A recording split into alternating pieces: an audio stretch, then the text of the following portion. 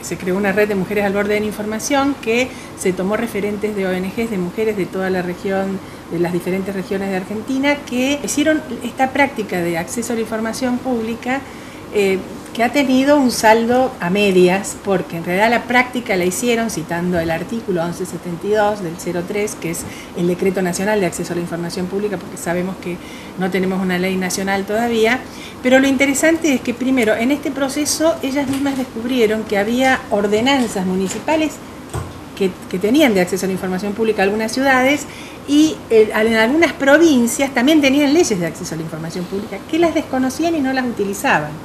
Bueno, en algunos casos, como en el caso de Córdoba, las compañeras de Córdoba hicieron un pedido para saber cómo funcionaba la ley de violencia, que tenía un año funcionando, y fue muy interesante porque le contestaron la mitad de la pregunta. Preguntaban cuántos casos había de... La corrupción es todavía un flagelo de la sociedad mundial y se expresa de muy diversas maneras, muy complejas, muy delicadas, porque el tema de la trata, el tema del tráfico de armas, el tema de las drogas, que involucra las mayores masas de dinero en el mundo, son corrupciones globales.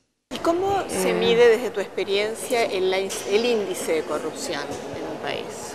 Eso es algo interesante, cómo podemos medirlo, ¿no? Yo creo que comenzando con diferentes variables de la mujer, porque yo creo que la mujer también ha sido y es la víctima, ¿no?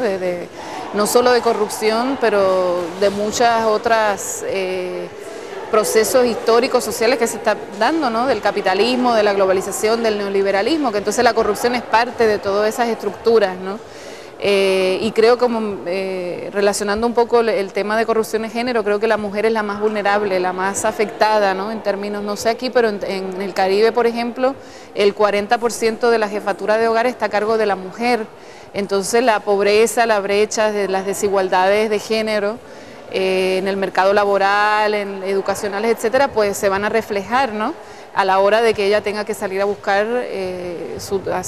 hacer su vida, ¿no? Salir adelante y sacar a su familia adelante. Quienes pelean por la igualdad son los que se consideran desiguales y quienes pelean por la corrupción son fundamentalmente las víctimas, y esto es un muy buen primer paso, porque cuando uno puede verse como víctima de un proceso injusto, es el primer paso para la salida de esa injusticia. El cruce entre género y corrupción se da básicamente, desde mi punto de vista, desde un punto de vista de los derechos humanos, por el hecho de que la mujer es víctima de manera desproporcionada de la corrupción. Si uno considera que las mujeres están sobrerepresentadas en el porcentaje de pobres que existen en el mundo, lleva al hecho de que cuando existe corrupción, si pensamos en un tipo de corrupción a nivel macro, estructural en una sociedad, los fondos que debieran estar destinados para dar mejora a los servicios sociales, por ejemplo, si estos fondos se destinan a las cuentas bancarias de una élite, la mujer que está sobrerepresentada en los pobres y por lo tanto tiene una necesidad del uso de los servicios públicos, se ve, digamos, desproporcionadamente afectada. Porque la corrupción favorece solamente a una persona y perjudica a todo el resto de la sociedad. Y por lo tanto perjudica en todos los temas que estamos tratando de denunciar, de analizar, de ver.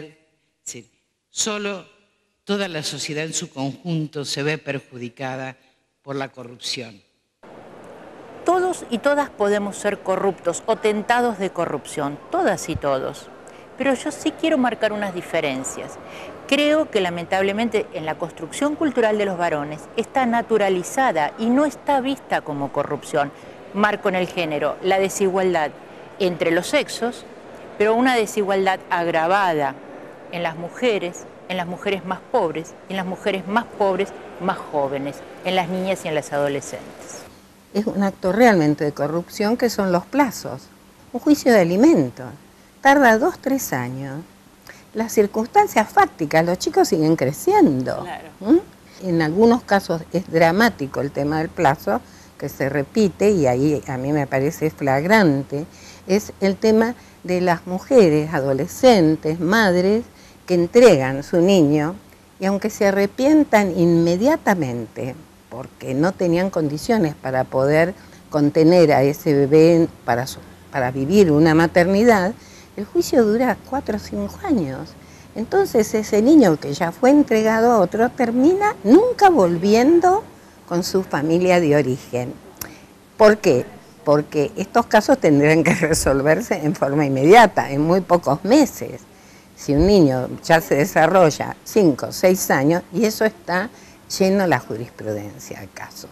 Más allá de que el acto primero de corrupción es no haber trabajado con esa mamá, contenerla antes. Primero, no hacer prevención de embarazos no deseados, no trabajar si el embarazo se dio con la mamá para darle contención. ¿Cuál es la experiencia dentro del periodismo y por qué pensás que es importante trabajar con perspectiva de género?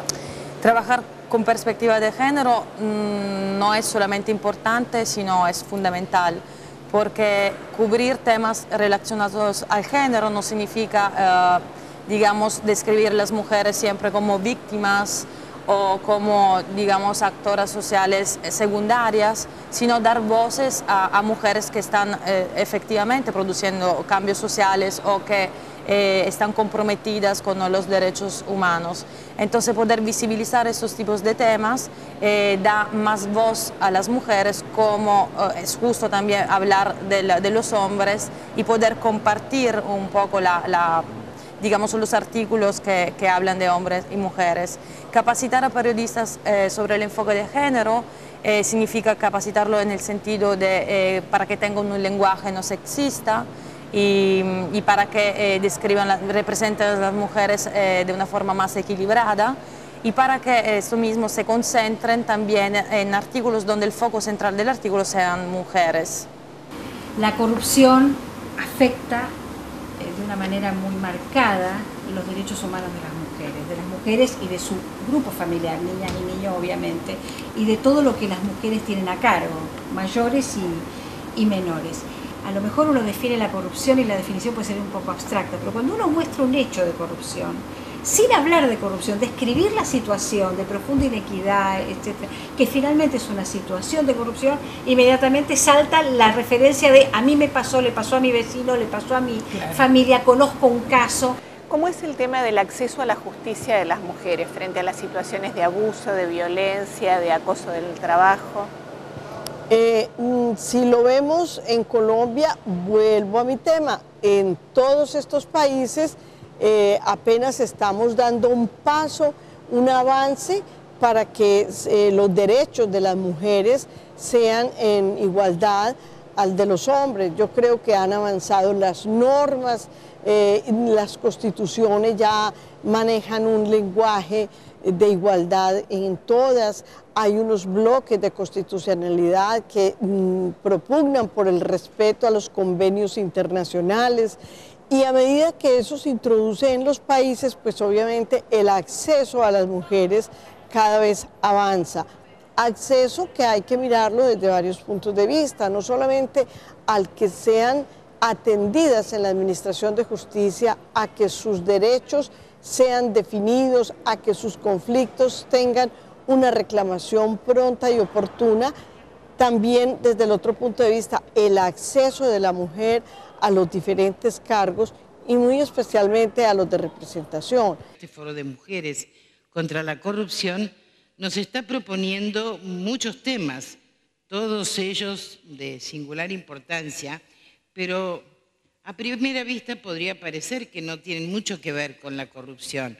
Si hablamos de acceso a justicia, hablamos de trata, hablamos de un montón de temas en este foro.